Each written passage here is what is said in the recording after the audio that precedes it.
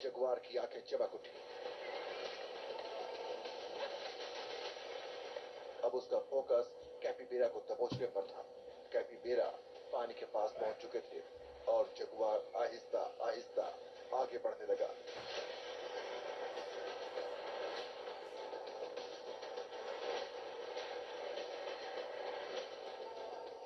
कैपिबेरा अब भी जगुआर की मौजूदगी से बेखबर था। तभी एक कैपिबेरा पानी में उतर जाता है और दूसरा किनारे पर ही मौजूद रहता है। जगुआर की नजर पानी किनारे मौजूद कैपिबेरा पर थी।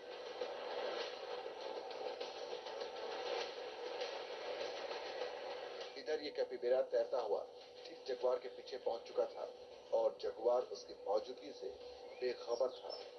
वो तो बस सामने वाले कैपिबेरा को देख रहा था और सामने वाले कैपिबेरा की नजर भी शिकारी पर पड़ चुकी थी।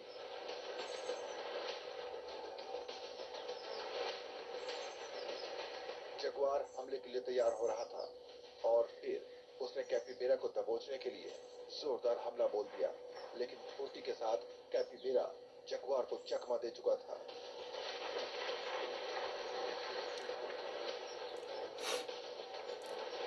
शिकार फरार हो चुका था और अब वो एक दूसरे को आवाज दे रहे थे।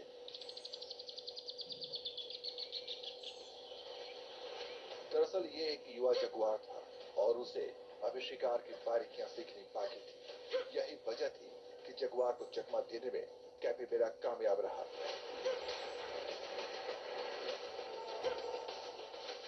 अब इस जगुआर को देखिए, ये पेड़ की ऊंचाई से छलांग लगाने को तैयार है। शिकार का पता चलते ही उसे दबोचने के लिए जगुआर तैयार था। हेलो। और फिर उसने बिना देर किए इतनी ऊंचाई से छलांग लगा दी।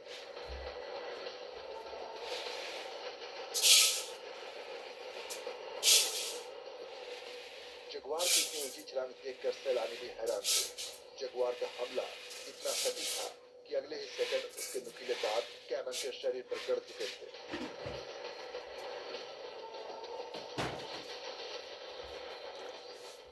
कैमन भले ही बैकफुट पर था, पर वो इतनी आसानी से हार मानने के मूड में नहीं था और फिर उसने जगुआर से दो हाथ करने का फैसला कर लिया।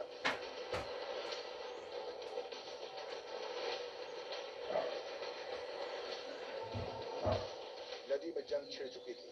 एक भारी पड़ रहा था।